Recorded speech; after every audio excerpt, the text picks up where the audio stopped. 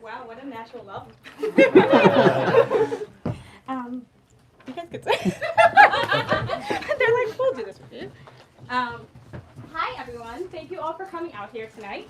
My name is Tiffany, and I'm the Marketing and Events Coordinator here at Books Are Magic. We are so excited to have McLeod, Chapman, and Zimmerman here with us tonight to celebrate Wake Up and Open Your Eyes. But before we get started, I wanted to point out some logistics for how tonight's event is going to go. If you need to use the restroom at any point, the door is located on the right next to the moleskin spinner on the right side of the room. We'll be doing hand-raised audience Q&A toward the end of the discussion, so start thinking of questions to ask. After the talk tonight, Clay will be signing and personalizing books on the table next to where you checked in, and I'll remind you of where that is at the end of the event. If you're joining us virtually on the YouTube live stream, we'd love to encourage you to buy a copy of Wake Up and Open Your Eyes online using the link in the live stream description. Wake Up and Open Your Eyes. Now, I'm not going to read you the book description because you've all read that already. That's why you're here. But a quote that stood out to me and my initial thoughts when I began to read it. You have entered a world you no longer recognize, the life you knew before. The one held together by a social contract and laws, held together with a paper-thin skin of morality, of humanity. Yeah, that world no longer exists. Not anymore. It's theirs now. So when I began to read this, I got chills because the reality set in. The accuracy of this fictional world and the current state of ours.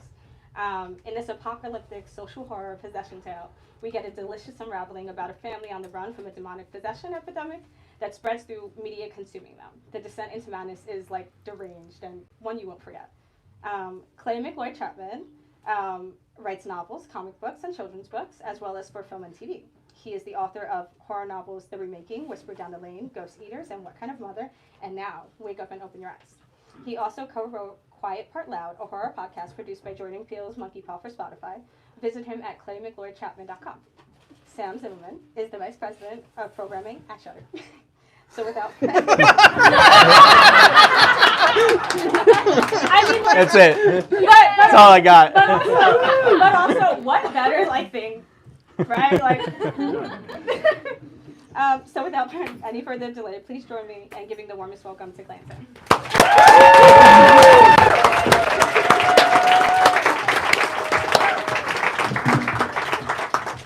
Hey, Sam. Hi. How's it going? I'm so privileged to be here. Yeah. Sitting with you. Thank you so much for doing this. I'm going to do a reading. Yes. And I'm worried that you're going to get my butt for most of it if you sit there. So I'm gonna distinctly not worried about that. Yeah. But I'll sit this over one's here. got a little bit of a shimmy. Hey, this is amazing. I am so nervous and so exhausted and excited, and I honestly having you all here tonight means the world to me because I mean it's really cold and you braved this, and the world is burning and there are vortexes and it just everything is just happening, and it's at such a freaky clip that I'm really scared to put this book out there right now, but this is the first step. So I mean really thank you so much for coming out tonight.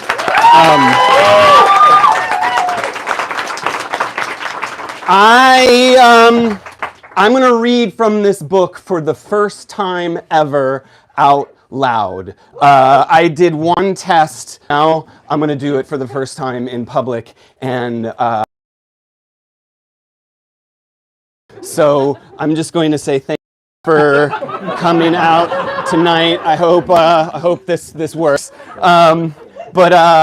Here. This is, okay, so I wrote this book called Wake Up and Open Your Eyes, and it is about a demonic possession epidemic that takes over half of the country, which it depends on where you get your information from. But it is broken down into 3 parts: Phase 1, Phase 2, and Phase 3. And tonight, I'm going to read from Phase 3. And I mean, honestly, there's no spoilers. The world is fucked. This is, I guess I should say this is 5 minutes into the apocalypse. And the quote, the theoretical protagonist is this guy named Noah Fairchild. And he's having a really bad day. And I think that's it. That's all I want to say. Here we go. Oh my God.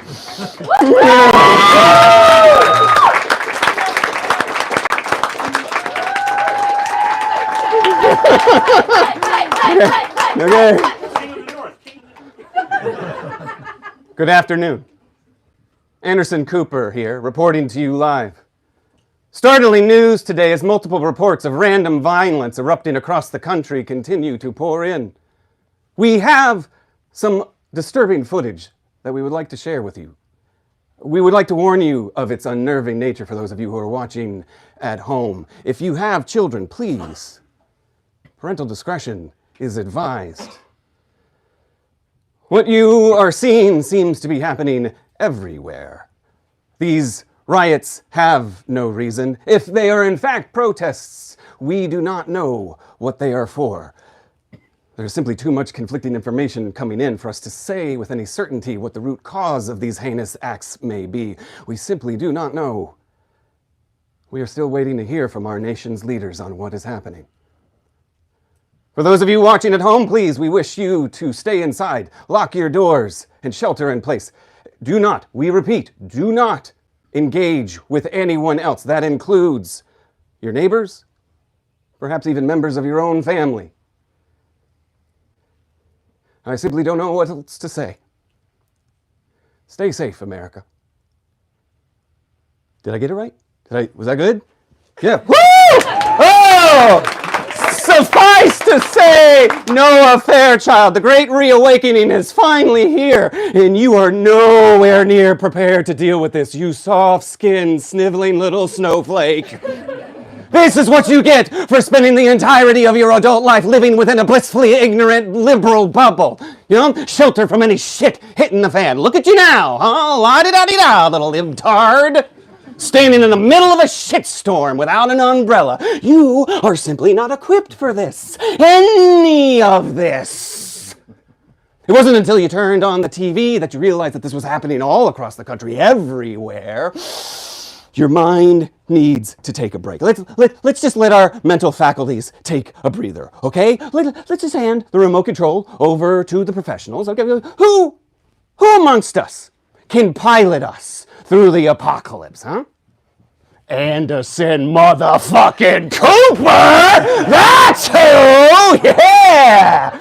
In the midst of every horror happening, your mind adopts a cloyingly liberal coping mechanism. You now have my calm, collected voice guiding you through the carnage. I am sitting in the news desk in your mind, broadcasting from your brain, reporting on this late-breaking chaos. My nuanced tone allows you to take in this madness, process it, because that's what old Coop does, am I right? Yeah. In the midst of every horror happening, you now have me there, keeping it cool, keeping it calm, keeping it together as I tell you what the ever-living fuck is going on. I'm the trusted news source in the midst of the world going to shit. I'm honored, frankly, that your fragmented mind would pick me. Thank you, Noah. Really. It's just you and me, pal, okay? We're gonna get through this mess together. Just sit back and try to survive because let's be a little honest with ourselves here, huh? You are so fucked right now. How are we gonna skedaddle back up to Brooklyn, huh? How are we going to get back to our wife and kids? How are we going to return to our little liberal enclave of Park Slope? Well, we're going to regale our fellow turtleneck sweater-wearing brethren about the awful conditions of the red states, huh? Oh, how are we going to tell our horror story at the next dinner party? I was lucky enough to get out of there alive, huh? I did my damnedest to deprogram my parents, but by the time I got down there, it was already too late. They were already monsters, possessed by their programming. How, Noah? How? Just try, okay? Try and survive. I got all the faith in the world that you can get across the Mason-Dixon alive and in one piece. Let's just give it a shot. Okay? You good for it? You want to do it? Just take a few deep breaths, okay? Oh, all right, on your marks, get set, go! You stumble out of the front door of your childhood home for the first time since you arrived. You immediately wince as the afternoon sun strikes your eyes. Your knee-jerk response is to wail. Just let it all out. All of that pent-up panic. The downright dread of it comes spilling out from your mouth. Chest relenting, unraveling in one long, drawn-out wail.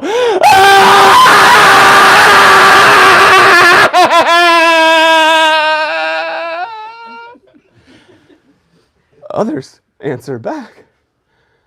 The neighborhood is alive with screams. You go silent. What the fuck? You have entered into a world that you no longer recognize. The world, the life that you knew before? Yeah, huh?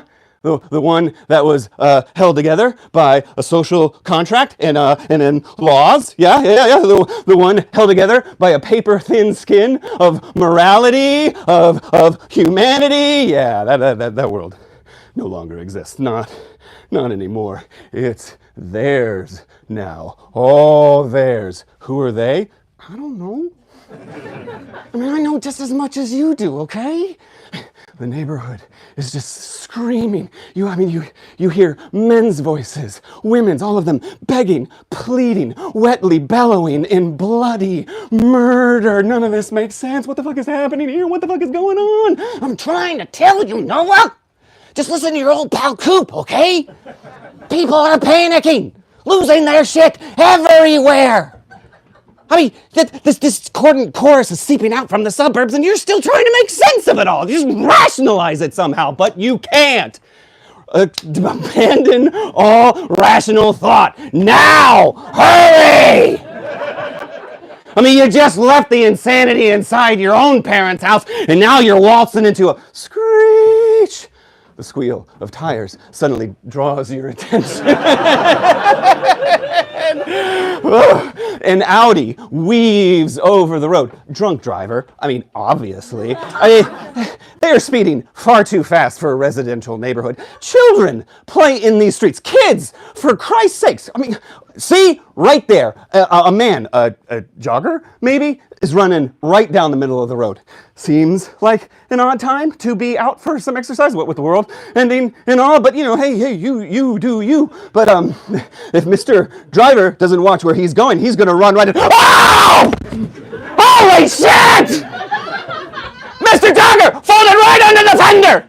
You watch his leg reel up inside the wheel well. His right ankle just bends at such a severe angle. It's left his leg looking like a hairy question mark. Hit and run. Holy shit! We have just witnessed a hit and run. What do we do, Noah? What the fuck do we do? Call 911. 911. Really? Don't you think we are beyond 911 by now?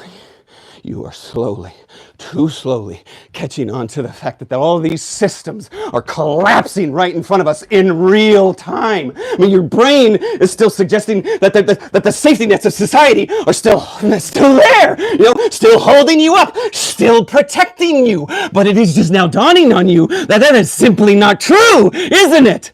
There's got to be at least some bit of you, some lingering scrap of that liberal lizard brain that is screaming, there are no safety nets! Not anymore! Wake up, Noah!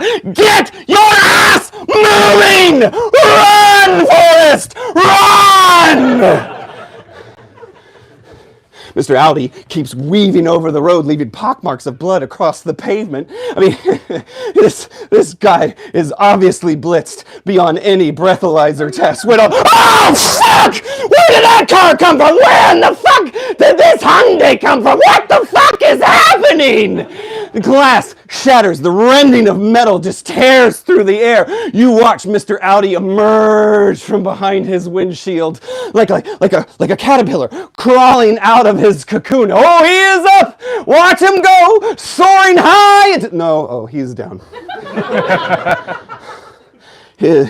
He finds your parents' front lawn, skull first, skidding across the uncut grass before coming to a complete stop right at your feet. What the fuck? You haven't moved. Nothing in your body works. You simply stand there, holding on to the air in your chest as if it's the last breath of oxygen you're ever going to breathe. Ass cheeks clenched in a panicked pucker. I mean, you just stare in disbelief. I mean, you can't believe what is happening. This personalized horror movie has been made for just an audience of one. You, Noah. It's all for you. And it is just playing out in excruciating detail until your mind just completely shuts down. Your fight or flight response has failed. All systems down.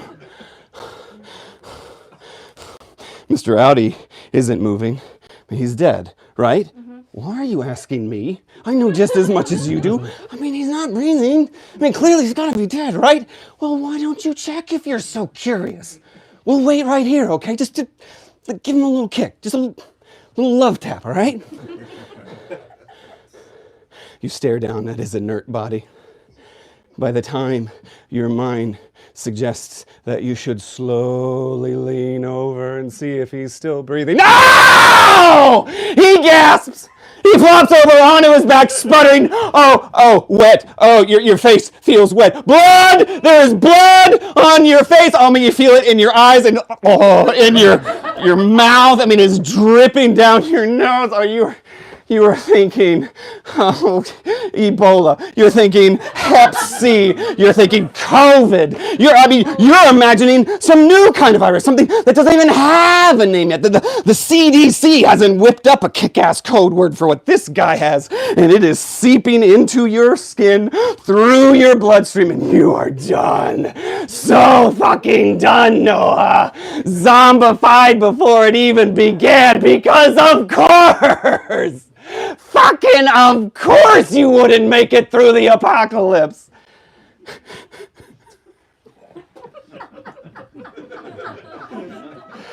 You just stand there, and you're just biding your time before you become one of them, You're saying goodbye to your privileged existence. Your cells just rotting into a soup of soulless pus.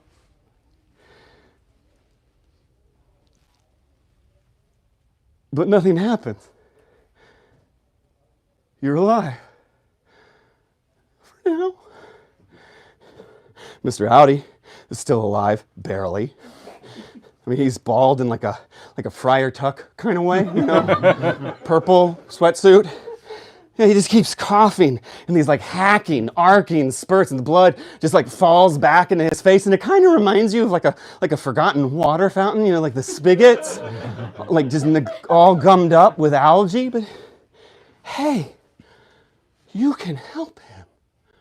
No, just hold on to your humanity for just a little bit longer and to help your fellow brother in need. All you got to do is just reach down and, a woman barges out of the front door of her own home directly across the street. She is wearing nothing but a silk bathrobe, untied, open, fanning at her shoulders like it's like some silk cape, super soccer mom or the caped carpooler. She is charging right at you, breast swinging, mouth foaming, eyes holding on to that same distorted stare your parents had. Why? What is wrong with her? Is she sick too? What is going on here? Why is she coming at us? Why? You instinctively step back. Forgetting all about the bleeding man, at your feet. And, suddenly holding your hands up in a placating gesture. Hold it, as you backpedal up the front porch steps of your parents' house. Suddenly wondering if, maybe it's a little bit safer inside. Let's just lock the door. Close this off and, just wait this one out. Bye, let it all just blow on over. But this woman, middle-aged, short-cropped hair, frosted blonde. She just scales the fresh wreckage on all fours and, pounces on Mr. Audi! She takes his head into both of her hands and starts studying it like she's examining a piece of fruit before buying it at the grocery store. Hey, she clearly does not care what condition this particular piece of fruit is in because she starts slamming it against the ground over and over again until, oh, the rind cracks. Oh, fuck me! The jaw snaps and fresh gunk goes spilling over the grass. Now that this guy's skull is cracked open, now that there's fresh fruity pulp pouring forth everywhere, now this gal decides to start eating. I mean, you just stand there in mortified silence as this woman digs her face into his face. I mean, like really digs around in there and roots up with her teeth, runs her tongue along that fresh fissure in his cracked cranium. And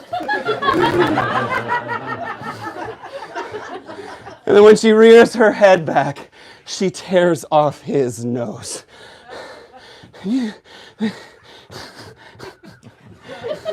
This elicits another shout from you, just like a short retort. Ow! As if all you are capable of doing anymore are these like little abrupt outbursts of exasperation. She spits it at you, nose, and it lands at your feet, like she wants to share. And then she starts barking in this staccato outburst, like she's some rabid seal. Just the facts! Oh, this is interesting. This just in.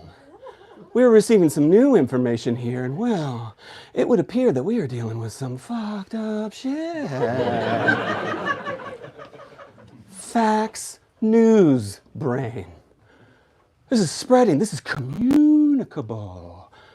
It's like mad cow disease for conservatives. It totally makes sense, yeah? So this isn't just, isolated to your own mom and dad. It is just now dawning on you, thanks to me, your old pal Anderson Cooper, that this is happening to everyone, everywhere, all across the country. Or at least half of it.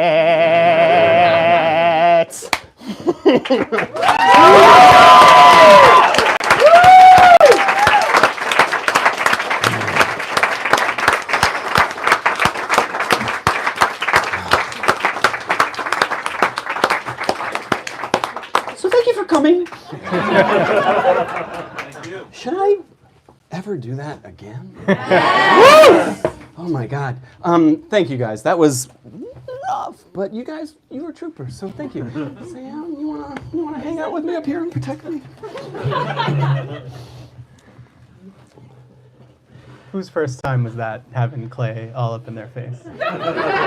Just like right in it, hands on it. Yeah? Yeah? You like it better each time. Hey. What a privilege. Oh man, I'm old. It's getting harder to do that. I started to try to memorize that like 2 months ago, and it's just like, it's hard to get the things in there.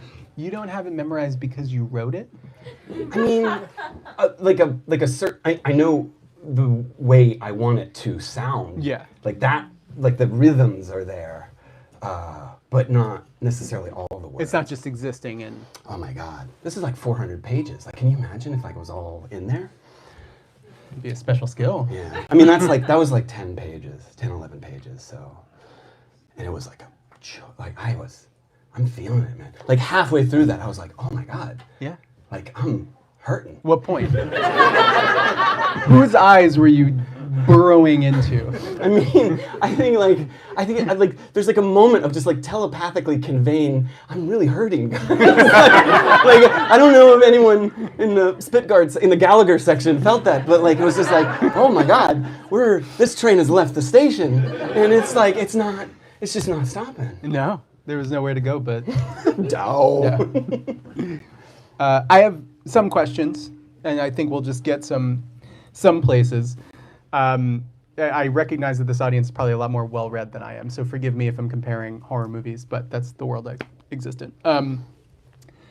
Something I thought about a lot reading this book was, you say the horror movies of the 70s, and you have the world of sort of Texas Chainsaw and Last House on the Left, which are these existing in a nihilistic world, economic downturn, very much of their time, but they're not, say, directly referencing Vietnam, right? And then you have Bob Clark's Dead of Night, which is about someone going to Vietnam, coming back a ghoul.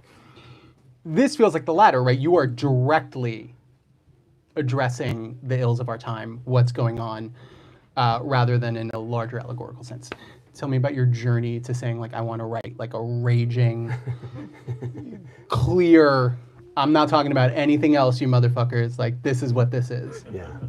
I mean, I will, a couple of things. I will express up front that I am, in my kind of familial dynamic, over the course of like the last few years, like I've been kind of privy to a certain kind of shifting in ideologies of family members. And that is, I think a lot of us. Yeah. Okay. In kind of doing, like wanting to kind of like in like before the book, but just in the kind of like thinking of that and wondering like how to deal with that. You know, I did a lot of reading, and in reading, like, you know, in news articles, like it was something that like popped up like occasionally, if not like frequently, and like someone would say something to the effect of, it's like my parents are possessed, or it's like my uncle is possessed, or it's like, and like I just read that enough times to be like, well, gosh, has someone not done that yet? Like, has there not been an actual, like, and I mean, I think what I love about, you know, the Romero horror, you know, you can have like the like the metaphor can always be the mask to think about what's kind of underneath, like what's the message underneath it, and that like vampires or zombies or werewolves, they all have this kind of malleability of metaphor for like whatever you want to use them for. What is the message that you want this monster to be a vehicle for? And demons and zombies felt like like not to be flip, but a fun way to talk about this thing and explore this particular thing, and do it in a way where it felt and I don't know, like accessible, because nobody wants to talk about oh, I don't want to talk about that, like I don't want to, you know, so it's like, oh, let's talk about zombies then, let's talk about, you know, and then you know, the train left the station for this book back in like 2022. Like I started writing it in 2022, and the cycles of life and elections and everything that happened, like every year there's like a moment of like, oh my God, like am I fucking putting this book out in this climate and this and like that just has gotten progressively And more. now. But I mean, to answer your question, I think kind of answering your question, I think of The Exorcist. Sure. And I think of like, The Exorcist was 50 years ago, and the things that The Exorcist inflicted upon us. Like I think about that scene with Reagan and the crucifix and what she does to her mother, and like the trauma of that.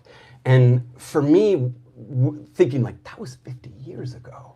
And like, where has the kind of country, the world, audiences, readers, like how have we kind of evolved in our kind of intake of horror or an intake of pop culture? And it was just like, what if we're all Reagans? Like, what if like every house, like, so, you know, and that was just that was the kind of like tipping point. And like, I mean, I think that like, I'll shut up soon, but like Evil Dead, Yeah. you know, like Evil Dead 2 is the like furthering of that. And I think like the even the remakes is like this furthering of like, you know, like there is, I don't find much hope in the Evil Dead movies, because like we're all gonna get possessed. Yeah. You know, like it's just, and so it's just like, ultimately, it was just taking the possession motif, and whether these are possessed demon people versus zombie people, like it was just like it, like we've made ourselves vulnerable for a foreign entity to invade our inner sanctum and hijack it, and like that to me was like So to really answer your question, every so often you see someone says the time for subtlety is over. Yeah. That like we can't, like you can't do nuance. Like in having conversations, like we can't be So it was just like, oh, okay. Like, and it was just like if we did Exorcist 50 years ago and we did Evil Dead 30 years ago, then what do we do today? And it was just like, well, we have to do it. Yeah. And that was why.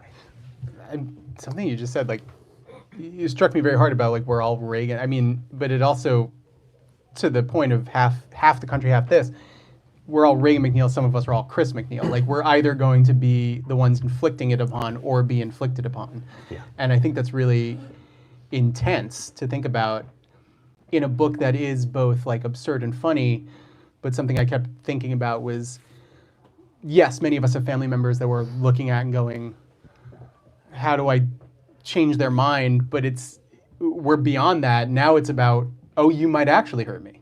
Mm-hmm. And I mean, that shit fucked me up. Yeah.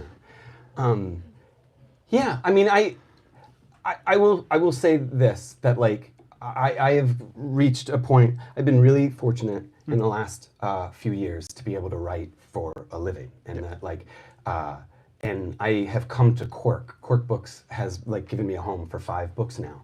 And the first book was fun, and it was like, but I've been trying to learn lessons like each time a book gets out there, and like what's the lesson to learn here and what's the lesson to learn here. And the lesson I learned with the first book that I wrote for Quirk was that for these books to land with readers, you have to put like a little skin in the game. Mm-hmm. And I was like, okay, so what frightens me? Like, what are the things that frighten me?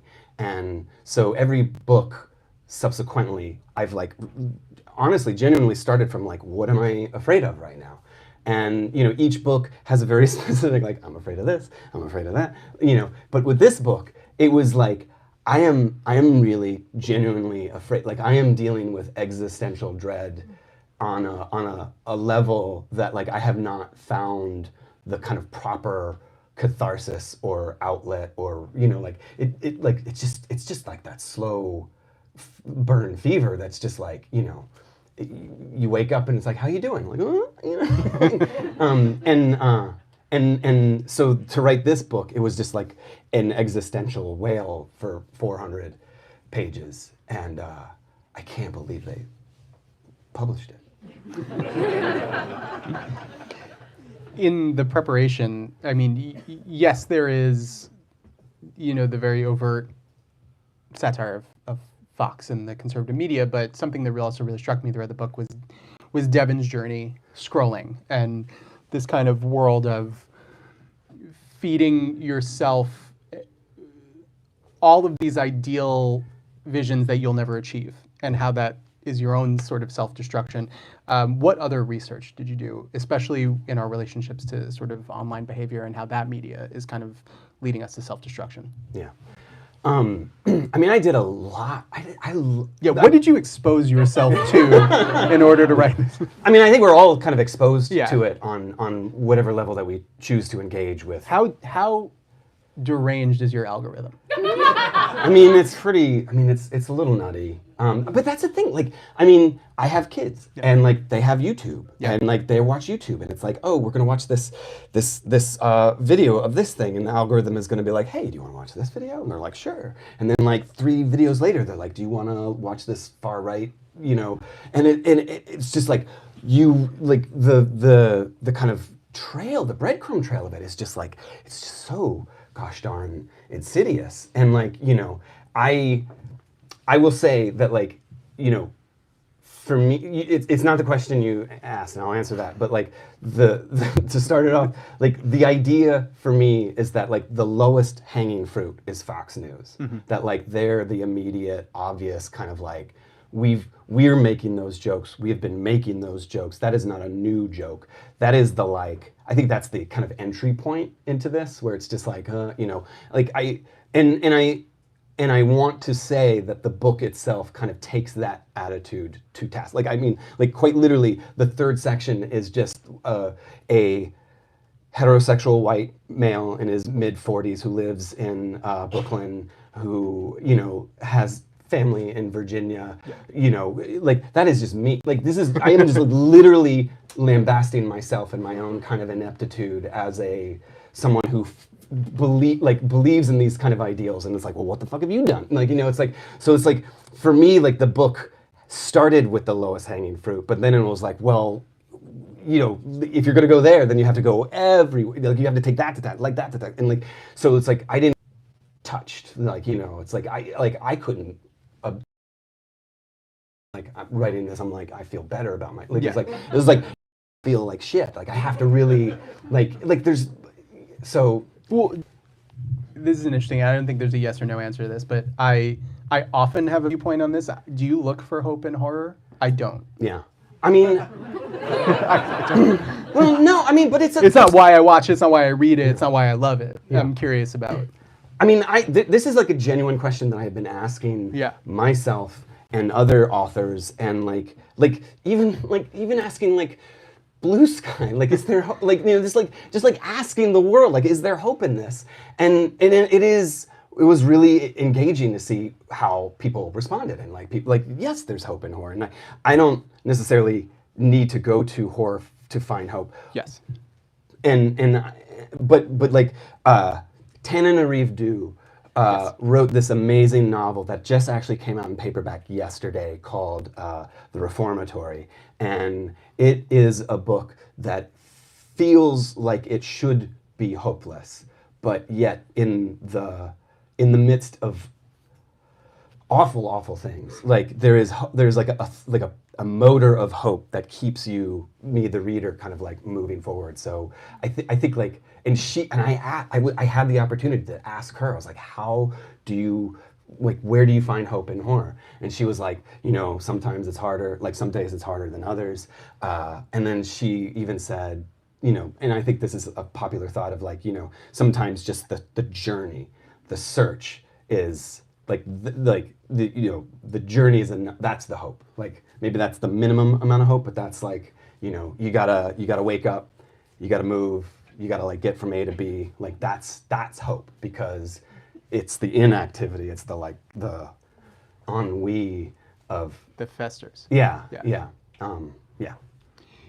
In your work, I think overall, I think you have an incredible skill for writing, I guess what I would call displacement, but there might be other words for it. And, you know, I think I've talked to you about in the remaking, there's this incredible section of headphones and audio not where it should be, and someone, you know, completely out of their element. And I think you see that in this book of how people are possessed / radicalized, losing time, on understanding where they are, how long they've been there. I think it's just a really stunning thing you do, and it always kind of makes me feel atmospherically strange. And I'm just curious about your growth writing that, and that as an atmosphere. Well, I want to say thank you for suggesting that there's growth. But I mean, I don't know if this is the answer, but like, I love first person narrative, and I love Edgar Allan Poe, and I love the notion of an unreliable narrator, and I love that like narrators in of themselves are just liars, like storytellers are liars, and like, you know, and that in of itself kind of offers like a first layer of displacement, that like your version of tonight will be different than your version of tonight, and it'll be different than your version, like, but we're all it's the point of view that makes us the kind of liar in that situation. And like, for me, displacement it's that friction, it's that tension of like a narrator being like, hold up, I'm doggedly pursuing the truth. I want to give you the definitive account of what is happening, but I can't because, you know, A or B or C. And like, that is the most fun object within mechanism within first person narrative to me, where it's like, you know, like it's like how do you as a narrator suddenly like, oh wait, that's not how it happened, I'm sorry, I have to back up, you know, and like, you know, and like that in of itself is like, I don't know, like that. Yeah, it's the narrator acknowledging that maybe they are in fact unreliable when they've been wanting nothing but to be reliable, because they're the ones telling the story. You're supposed to trust me, right? Maybe? If a group of people got together, read this book, discussed it, what would you recommend they watch after? Like, what is the pairing? I mean, it's funny, like when I pitched it, I was like, this is gonna be The Americans meets Exorcist. And then I started writing it, and I was like, this is Evil Dead 2 meets The Americans. But like, I think, I mean, like I imbibed, I try to just devour all the possession movies. I'm not, like, the only zombie narrative I wanna throw out there is Pontypool. I mean, Pontypool is amazing. That to me is like, can you speak to this epidemic that is turning people into whatever they are turning into, you know, zombies, but do it in a way that feels fresh. And like, I think Pontypool, like the idea, like that was literally 3 novels, and then it was a play, and then it was a movie. And it was like, how awesome is it that you have this idea that is so mimetic and so powerful, this idea of like a virus being transmitted through words, and that like the conveyance is just like, is it that word? No, it's that word, you know. And then like all of a sudden, like, oh, you said that word, and now it's in my head, and it's gonna like that to me was, I loved that. That would be that's the, if it's not Evil Dead 2, which, if anyone's interested, on January 21st at the Nighthawk in Prospect Park, I'll be hosting a screening of Evil Dead 2 and talking about this book, because they said pick a movie, and I was like, Evil Dead 2. So I should just answer with that, Evil Dead 2. Well, Pontypool is a really interesting choice also because of the conveyance of media and I understand, outside of the satirical approach of the media that is radicalizing and possessing people in this book, I'm curious about media as like a supernatural entity, and your interest in it across film, across book, across music, across curses. Yeah. You know? I mean, do you like cursed media narrative? Oh my God. Yes. Yeah. Yeah. I just watched The Greatest. What is it? The Horror's Greatest on Shudder. Yeah. So you're just like, I love haunted media. I And, fucking like, do. like, you're the haunted media. Will this record kill me? Great. Will this TV kill me? Great. What is Graham's TV series? Dead Wax. Dead Wax. OG Shudder original, maybe the first. Yeah, that's such a good one. That's still on there, right? Like, Absolutely. Yeah. Okay. There you go. What was the question? What did the haunted media? Yeah. Cursed media? Was that a factor in the writing of the book? I mean, did that play a part? I mean, and just as a device. Yeah. Yes. I mean, This is like a selfish question. I just like cursed media. Yeah. I mean, I think you could just strip away all of the metaphor. Yeah. And if like there's still a version of this story that just plays it straight and is like, we're watching family members, we're watching neighbors, we're watching people just devolve into something else. Maybe they're becoming something else. And that is where we are at, and that's where we've been at. So I think that like the accelerant of media, whether it's Baby Shark or no, but it's like all of these things are just like, they are like pushing, like it's astounding to think of like by watching these things, and it is because I have kids that like I'm just kind of intensely aware of like all the studies that are basically speaking to like,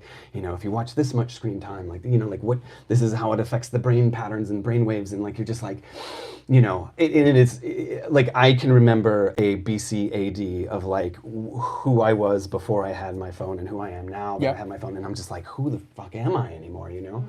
Like I'm just like habitually doing this, and it's like we're possessed. Like it's like, I mean, like I really feel as if this is the most dunderheaded concept of curse. Like this book is just such a dumb, like I think it's just the bluntest, dumbest conveyance of something that we've all been talking about, and it's just like I just wanted to like, because like I don't know, like there's a certain kind of like pathological glee of just like we're fucked, you know, and it's just like I mean like the chaos of that, like I don't know, I'm rambling now, but like first 5 minutes of the Dawn of the Dead remake, the like the first 100 pages of The Stand, like let's let the shit just hit the fan, like let the bodies on the floor, like let's just like where are we at the most kind of like the, because that's, I don't know how else to feel right now, so it's like this is all I know. Okay, I'm gonna turn it over to the audience after this one question. Are you interested in making it to the post-apocalypse? No, that was 20 minutes of me saying I'm not gonna survive the apocalypse. Like it's like I'm just like this is like I'm so screwed. Like it's like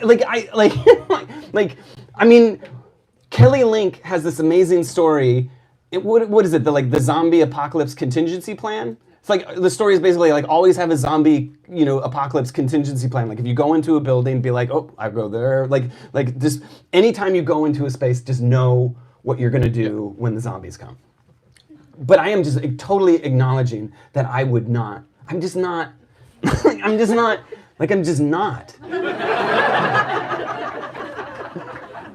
And I think there's like that weird kind of like. Like this, like okay, I'm okay. I'm like you're just like this, like come to me, fight me. You know, I don't know. Yeah. Oh, I have no interest in being there. Yeah. Yeah. Would you survive? No, I'm too reliant on moisturizer. Audience questions, right there. I have a question. So if you could cast this book as a movie, who would be like your dream actors for some of the characters? Oh man, if we were going to cast this as a movie, who would be the dream characters? I mean, like I'm thinking 5 generations ago, so it's like John Malkovich would be pretty good. It's like no, but like who are the like the stupid the guys who are just, like Chris Pratt, like Chris Pratt when he's like not recent Pratt, but like. And I don't know if it would be Pratt, but it would be like, who's the guy who's just like, like the hey guys, what's going on? Like, you know, good guy, but like, oh shit, what's this? Like, you know, that didn't do very well at answering you. But like, I have a soft spot for there is a character named Devon who is like the mom. In this kind of core section in the middle, and like I love her character so much, so I would want someone really awesome to play her. Margaret Qualley? Maybe? Wouldn't she be amazing? Yeah. Margaret Qualley. I mean, she's like, or who's the woman in oh Jesus, I'm like blanking on like the British actress who's always like looking longing, like who's always like, not Keira Knightley, but like who's the one who has the sad stare that's always like she's like always like the act like no she's like she was in the Clone movie that was based on the Clone book, and she was like Jennifer Lawrence? no she was like Wait. the Keira, you're talking about no like the It is Keira Knightley. no it's Never Let Me Go? yes. Carrie Mulligan. Yeah. Okay, but Keira Knightley is in that movie. Is she really? Yes. Oh my God. There's 2 British actresses who do the like. Keira Knightley does it. She's always like, Oh, I'm not gonna. But what was the other one? What was her name? Carey Mulligan. Mulligan. She's amazing. She does so much with her face. So you mentioned Pontypool. Great movie, linguistic horror, probably the best out there. Influenced at all by movies like Pulse or Halloween 3, season 6? You know, it is so funny. Like Halloween 3 was like a young trauma movie, and I think I can confess this and mean it in all honesty that like I was not thinking about Halloween 3 in writing this, but then in having conversations with everybody who after is reading it and they're like, Halloween 3, dude, and I'm like, oh, you're right. Like it's there. Like I mean, it like and like that movie. I mean, we were. I've had conversations where it's just like to this day, just thinking of Tom Atkins at the end of that movie, like on the phone and getting every single news network, television network to like shut down this commercial that's going to end the world, and just like, you know, like turn it off, and like, okay, first one down, and then like second one, turn it off, okay, second one, and then like the third one, and it's just like, I mean, It's the best ending. it is the best. It's just turn it off. Oh my God. Has anyone not seen Halloween 3 season 1? Oh, guys. Can we watch that? I'm so happy for you.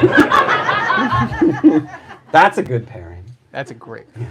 Pulse, I love Pulse, and I will cop to copying Pulse for this other book I wrote called Ghost Eaters. And like I had nothing but Pulse on my mind when I was writing that. Questions? Yeah, right. I haven't read the book yet, so apologies. But No. something you said at the beginning really struck me about like alien, like an invasion of the inner sanctum. Maybe this is in the book, but is there like a sort of red state mirror version of this narrative that you're talking about? I wouldn't say a mirror, but I will say, I mean, the book breaks down its narrative. Like there are 3 sections, and the first section kind of like uses this guy Noah to kind of like, in a very grounded, I guess, kind of way of like kind of like an aperture in, and you're kind of like in his head of like being the good guy. And then the second section, there are phases, like phase 1, 2, and 3. And phase 2 is it kind of goes back in time to like 2 months before the shit really hits the fan. And you're watching a family of 4 ultimately kind of succumb to their own kind of personal demons. And they are a family, a suburban, affluent family who live in Virginia, and they are socially, oh God, I'm like socially conscious, fiscally conservative. Like they're like socially liberal, fiscally like conservative. they're kind of the like, hey, I voted for W, but like, I'm cool. Like it's like that weird, like Peloton kind of conservative. Like it's like, I don't know. Like it's like there's something kind of like okay about it, but it's like, so it's not red state as much as it is like this is who we are. Like it's, so it doesn't mirror as much as it kind of like really gets granular in the dissolving of this family. Like the mother is kind of succumbing to her possession by way of wellness and social media, and the father is kind of succumbing by way of his news intake, and there's a son who is making connections by way of Twitter and social media, and are those bots, or are they real people, or is it something else? And like, so it like I wanted to kind of watch this family kind of watch them kind of succumb, and yeah, so yeah, and then part 3 is like that, where just Not that. like a liberal woke mind virus sequel. I mean, what I try to do with the 3rd section, which gets very multimedia and very like, you have like snippets of newscasts or YouTube videos, or like, it's like where's information coming from when this is happening? And what I realized very early on in kind of trying to tell this story is that there could be no specific culprit. Like there could never be the mask coming off and being like, it was me all along, the devil. Like, you know, it's like if I tried to say this is what it is, that would feel very inappropriate. Like that's just, like we don't live in a world where it could be just one thing. And it's like, but everybody wants to believe they know what the thing is. So it's like, to me, the end is like, well, this is what I think it is. Well, this is what I think it is. And like, you have all of I mean, basically part 3 is just Twitter, where it's like you have all of these conflicting sources of information coming at you, the reader, that are saying, this is what it is. So that's how we're going to deal with this. And then like a page later, it's like, this, like, and you, the reader, are kind of in that frustrated position of like, well, that sucks. Like, cause like, you know, you get, like, there's just no, like, it's just a din. It's just a friggin' din. So not woke mind, well, I mean, there's some people who think it's a woke mind virus, but like, you know, yeah, it's just like, there's no answer in there. Because I don't think there is an answer. Just taking us down with you. I mean, yeah. The world is burning right now. Got one right back there. So I know for me, reading this was difficult because of my family and having just spent Christmas with everyone, etc. So kind of bad timing, but with this book and everything that's coming up in the next couple of weeks, what's like a good thing to read or watch after this? It's still Evil Dead 2. Evil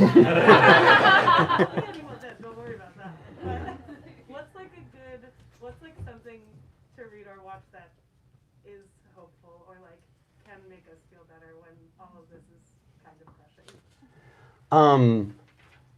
You know, it's funny because you say it, and like I'm looking across the way, and I see Nat Cassidy, and Nat wrote a book, and I'm going to call it When the Wolf Comes Home, because that's right. That's the name of it.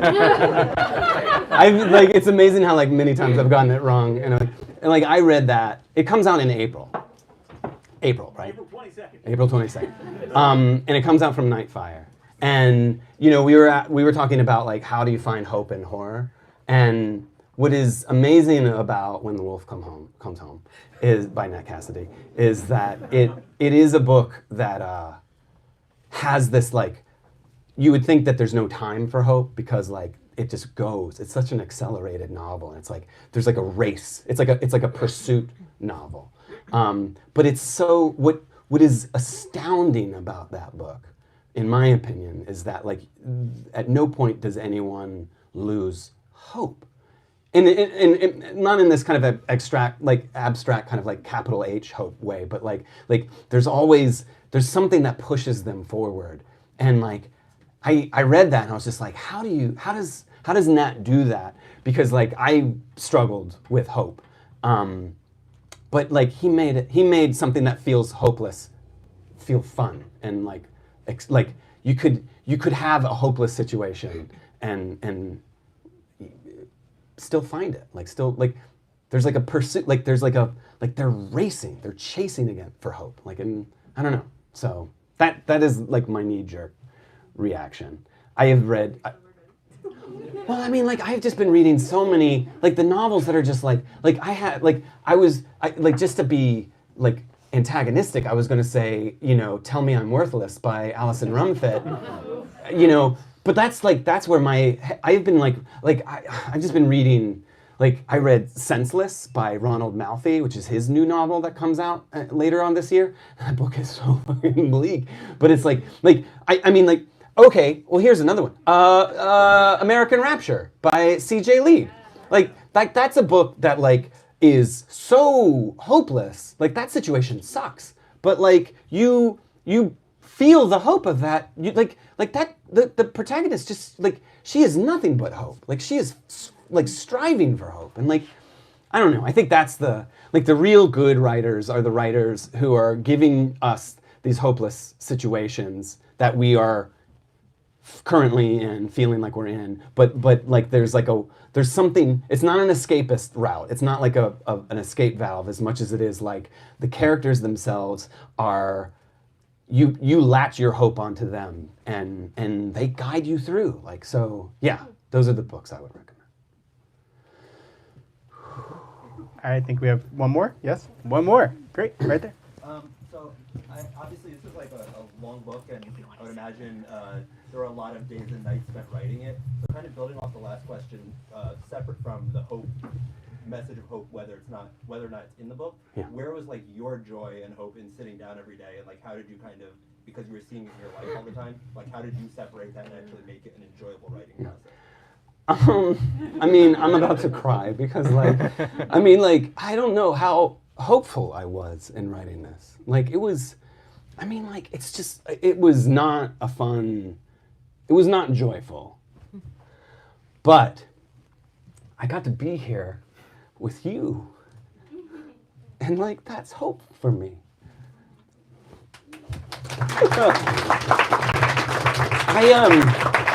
I need to barrel through this because, like, you are friends and family, and like, I don't know, like, I need you right now.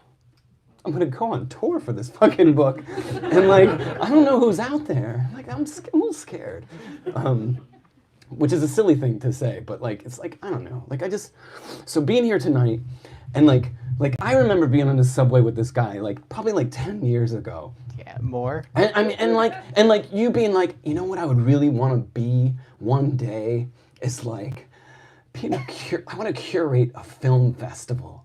And like, here you are, like curating a film festival for all of us on Shudder, and it's like you are feeding us the scariest shit known to man, and it's like, it's amazing. And like it's not like I knew you when, but it's like I saw that, and like that gives me, like, I see, like, you know, Jen and Sean made The Sacrifice Game, and that's an amazing fucking movie. I see Neil, who was one of the narrators for the audiobook of Wake Up and Open Your Eyes. I see Mac, who co-wrote Quiet Part Loud with me, and I see Aaron Adams, and I see all these people who I have talked to because of books, and that's so beautiful.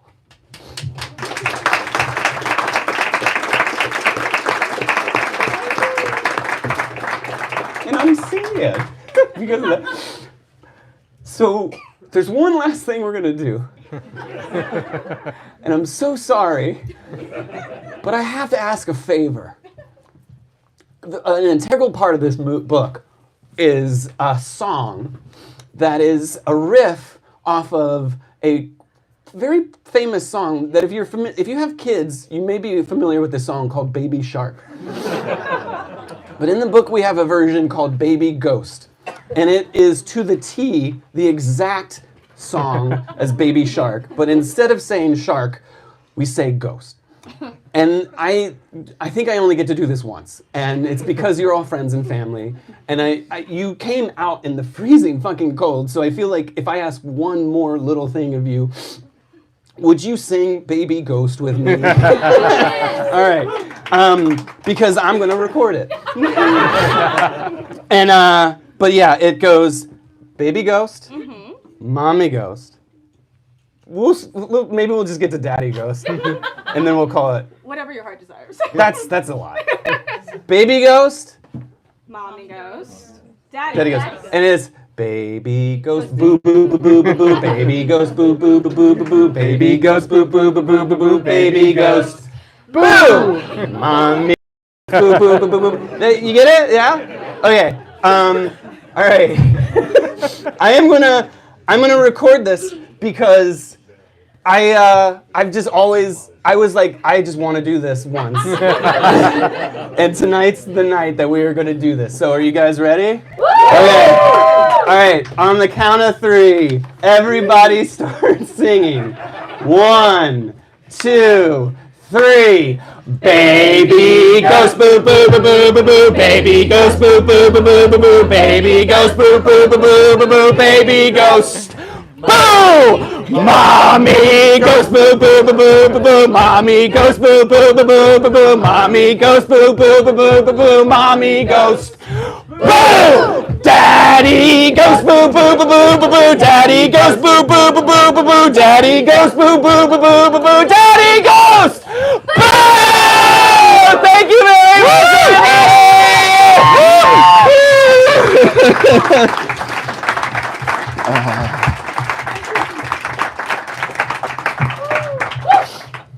My heart is so full.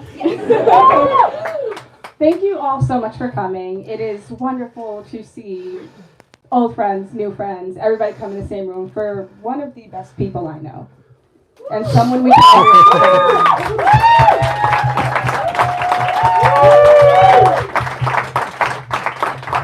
We have more books up front if anyone needs a copy. We just ask that you take your stuff because we do start breaking down the space, but Clay will be signing books right where my friend is pointing back there.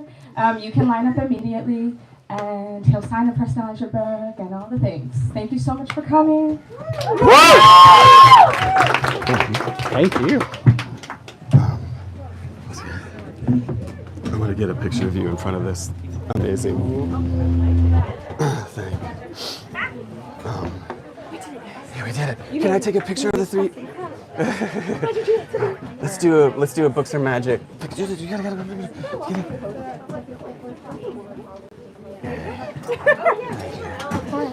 Was that an okay conversation? I loved it. Monk and Emma were watching. Mm-hmm. Yeah, and you know they like. Oh, here. They like. Awesome. Thank you.